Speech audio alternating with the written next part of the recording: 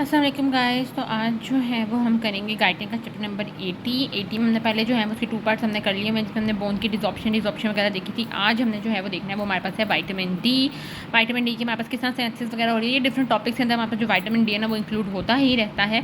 और भी हमने पहले भी इसमें वीडियोज़ बनाई हुई हैं जिसमें हमने इसके रिसेप्टर्स के बारे में भी काम किया हुआ है कि किस तरह से काम करता है। तो इसको एक दफ़ा से दोबारा से हम देख लेते हैं। सबसे पहले अगर हम बात करें तो हम कहते हैं हमारे पास जब कोलेस्ट्रॉल की प्रोडक्शन हो रही होती है तो उसके दरमियान ही हमारे पास एक कंपाउंड बनता है जिसको हम कहते हैं कोलिकैल्सिफेरोल।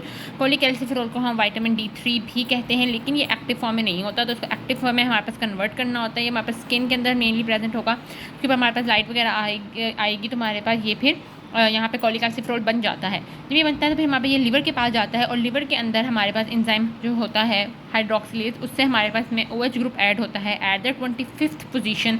इसलिए हम इसको हम कहते हैं 25 हाइड्रोक्सी कोलिकैल्सिफेरोल। फिर ये हमारे पास किडनी के पास जाता है और किडनी के अंदर हमारे पास मेनली डिस्ट्रोकॉन्वोलेटेड ट्यूब्यूल्स के अंदर और प्रोक्सिमल कॉन्वोलेटेड ट्यूब्यूल के अंदर दोबारा से हमारे पास जो है 1 हाइड्रोक्सिलेज एंजाइम्स के थ्रू ये हमारे पास 125 डाई हाइड्रोक्सी कोलिकैल्सिफेरोल के अंदर कन्वर्ट हो जाता है, या इसको हम कैल्सिट्रायोल भी कह रहे होते हैं। फिर ये जो हमारे पास सारा स्टेप है ये हम कहते हैं हमारे पास पैराथायराइड हार्मोन जो है ये हमारे पास इसको स्टिमुलेट कर रहा होता है, क्योंकि मेनली हमने इसको चैप्टर में पैराथायराइड हार्मोन ही देखना है। तो उसमें हमने पहले थोड़ी हमने बेस बनाया है, उसके बाद हम देखेंगे कि इन सारी चीज़ों के ऊपर हमारे पास पैराथायराइड हार्मोन जो है वो इसमें अपना अपना रोल कैसे डाल रहा है। तो इसमें हम कह रहे हैं कि हमारे पास पैराथायराइड हार्मोन कैसे अपना रोल डाल रहा है कि वो हमारे पास स्टेप को स्टिमुलेट कर रहा है और ज़्यादा से ज़्यादा विटामिन डी को एक्टिव फॉर्म में कन्वर्ट कर रहा है। लेकिन अगर हमारे पास कैल्शियम का लेवल ब्लड के अंदर या सीरम के अंदर ज़्यादा होगा तो वो हमारे पास इनहिबिट करेगा पैराथायराइड हार्मोन को, जिसकी वजह से हमारे पास ये विटामिन डी कम का कम बनेगा। अब हम कहते हैं हमारे पास विटामिन डी जो है वो अपने एक्शन किस तरह से कर रहा होता है। तो हम कहते हैं क्योंकि ये हमारे पास एक स्टीरॉयड हार्मोन ही हम इसको कह रहे होते हैं कि मेनली हमारे पास हार्मोन की तरह एक्ट कर रहा है, लेकिन ये हमारे पास स्टीरॉयड होता है। तो इसका जो हमारे पास रिसेप्टर होता है वो हमारे पास न्यूक्लियस के अंदर प्रेजेंट होता है। अगर हमारे पास रिसेप्टर की इसमें बात करें तो हमारे पास इस तरह से हमारे पास की रिसेप्टर की जो है ना वो डोमेन्स होती हैं। एक हमारे पास की DNA बाइंडिंग डोमेन होती है, एक हमारे पास के पास एक्टिवेटर के लिए डोमेन होती है जो कि हमारे पास RXR होता है। ये हमने 75 वाले चैप्टर के अंदर भी इसको डिस्कस किया है। इसके अलावा विटामिन डी के लिए भी इसके अंदर पास होती है। अभी हमारे पास काम क्या करता है कि जब भी हमारे पास जो विटामिन डी है वो हमारे पास अपने रिसेप्टर के साथ लग जाएगा तो हमारे पास क्या करेगा कि वो हमारे पास क्या करेगा कि ज़्यादा से ज़्यादा कैल्शियम हमारे पास क्या हो, हमारे पास हम खाना ले रहे हैं उसमें कैल्शियम है तो ज़्यादा से ज़्यादा हमारे पास कैल्शियम जो है वो एब्जॉर्ब हो जाए। ठीक है, ज़्यादा से ज़्यादा कैल्शियम हमारे पास एब्जॉर्ब हो जाए फ्रॉम द इंटेस्टाइन। ज़्यादा से ज़्यादा हमारे पास कैल्शियम एब्जॉर्ब होगा तो ज़्यादा यानी हमारे पास ब्लड में ज़्यादा से ज़्यादा कैल्शियम आएगा। अब वो किस तरह से हमारे पास इंटेस्टाइनल एब्जॉर्प्शन को इंक्रीज़ करेगा, बाय इंक्रीजिंग काल्बाइंडिन।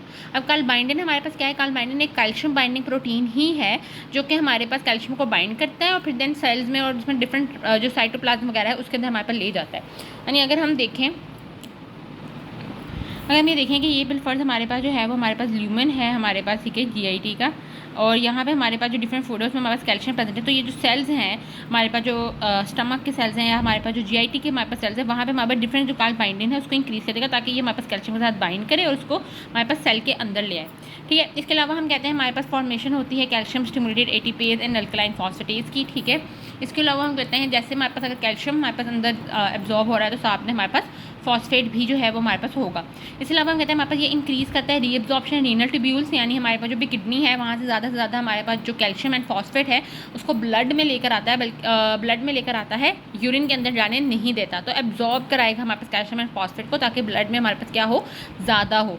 ठीक है, इसके अलावा हम कह रहे होते हैं कि हमारे पास अगर हमारे पास बिलफर्ज विटामिन डी ज़्यादा है तो हमारे पास रिजॉर्प्शन होगी बोन की, यानी बोन से भी हमारे पास कैल्शियम जो है वो निकल कर ब्लड में आएगा। लेकिन अगर हमारे पास विटामिन डी कम होगा तो वो हमारे पास अब जो है वो ज़्यादा जो कैल्शियम है वो हमारे पास बोन के साथ ही रहना पसंद करेगा और ज़्यादा जो कैल्शियम है वो हमारे पास उसमें रहेगा और ब्लड के अंदर हमारे पास कैल्शियम कम होगा।